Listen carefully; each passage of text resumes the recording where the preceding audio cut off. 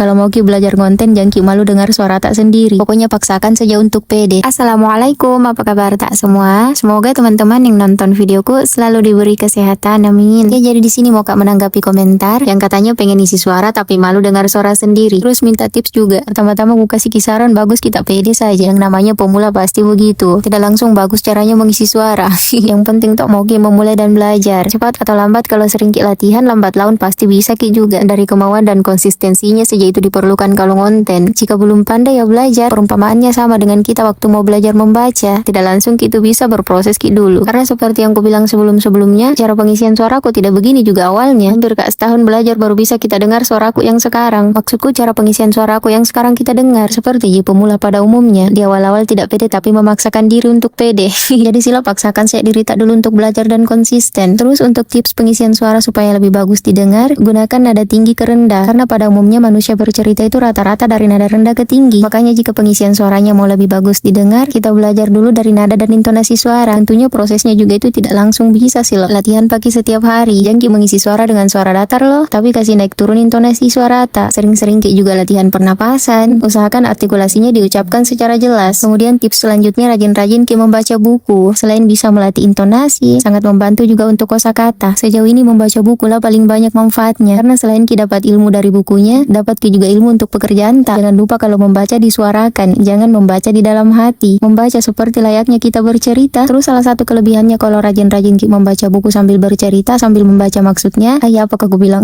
Maksudnya membaca buku sambil diucapkan, akan bisa juga lebih dipermudah dalam public speaking. Pekerjaan sebagai konten kreator, fokusnya kan memang untuk menarik audiens. Supaya kita bisa lebih dikenali, harus juga punya ciri khas atau branding akun. Dan itu bisa didapat dari pengisian suara. Bukan cuma dari pengisian suara, banyak caranya. Tapi kalau di aku, rata-rata audiensku suka dari nada suaraku, dari caraku bercerita. Ribet memang prosesnya. Makanya banyak orang berhenti baru 1-2 bulan karena tidak sanggup dengan proses. Jadi sebelum ki memulai, perkuat motivasinya, perkuat mentalnya. Jangan ki baru ngonten 1-2 bulan mau maki hasil. Tidak begitu caranya sih loh, dale kengi. Ada yang cepat, ada yang lambat. Tapi orang yang tahan berproses lah yang akan menuai hasil di masa depan. Baru tuh konten bisa dianggap sebagai investasi karena bisa membangun aset digital. Sebab video atau konten yang kita buat bisa diakses secara berulang kali. Kemudian bisa meningkatkan personal branding. Kalau videonya menarik, orang-orang lebih mudah mengenali kita. Dan dari situ bisa kita dapat peluang untuk bisnis tak loh. Apalagi kalau join sebagai afiliator. Tidak hanya sampai di situ. Lewat konten bisa kita mendatangkan peluang jangka panjang. Contohnya bisa kita dapat kerjasama, endorse, iklan, bahkan mungkin bisa kita dapat bisnis baru dan lain-lain. Tidak bisa sedang kujelaskan semua